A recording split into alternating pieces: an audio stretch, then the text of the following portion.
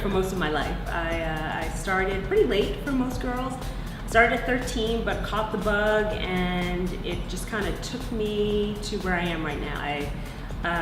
I'm from Jamaican parents who said, listen, you can dance all you want, but you're gonna go get a degree. So that's what I did. I went and found myself, I got a communications degree and had aspirations of being a newscaster. And from there, my father kind of had a heart-to-heart with me and said, listen, you can't dance forever, you know that, right? And I was like, yeah, I know that. And he's like, well, what do you want to do next? And I said, I've taken some acting classes and I think I'm good at it. And he said, okay, well, what are you gonna do? And so I thought, and I said, I think, I'm from New York, Queens, New York, I don't know if I said that. But I said, well, I think I maybe have to move to LA. And he just kind of stopped and said, so when are you leaving? Well, what now?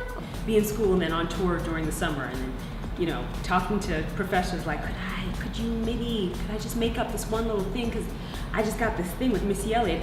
This may not be the right thing to say as an actor, but dance has always been my first love, for sure, and probably will be until the legs fall off. And it was definitely hard, don't get me wrong. I mean, there were several years of going in and being auditioned, you know, for guest star, co-star roles, and not getting them, and kind of going, oh, I know for sure, and nothing, crickets. And the one job that you're, of course, like, oh, I bombed that's what they call you and book you on, you know? So there were definitely the ups and downs, and sometimes it's really about the surrender. Like, you have to just surrender to the moment and kind of go, this is not working. And when I can almost audibly hear myself say it, that's when things start to change. Whether another actor goes, yeah, well, okay, so it's a fight, but it's not the fight.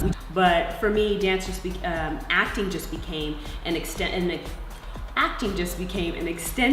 of just kind of sharing myself in a completely different way.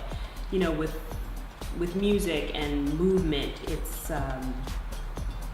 it's communication without speaking, and so acting is just a slight, you know, turn on the dial in a different way, where you get to kind of emote in a different way. But dance, I think, will be and will always be. I think there's always going to be bumps in the road. I mean, we're human, so you're going to feel at some point that you may not be moving as fast as you want to.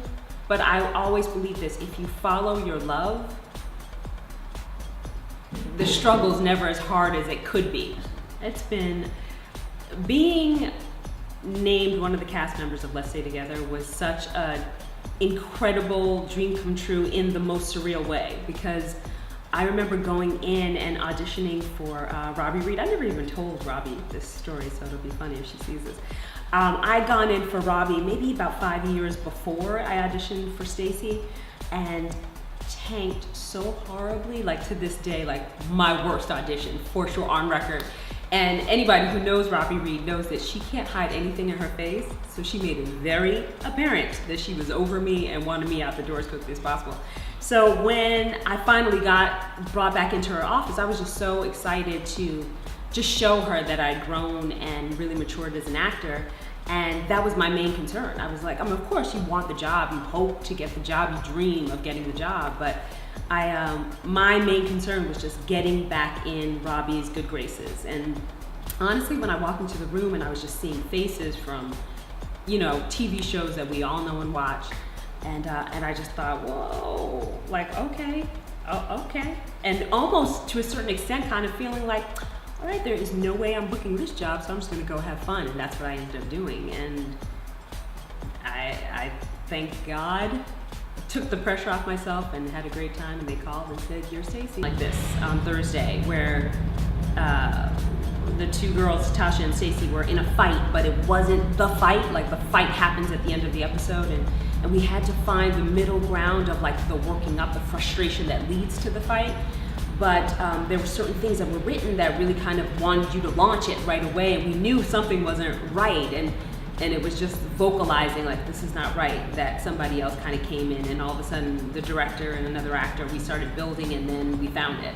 So sometimes it's about kind of accepting the fact and realizing that, like, okay, I don't know where to go from here. Acknowledging that, and then moving forward and maybe reaching out for some help, you know.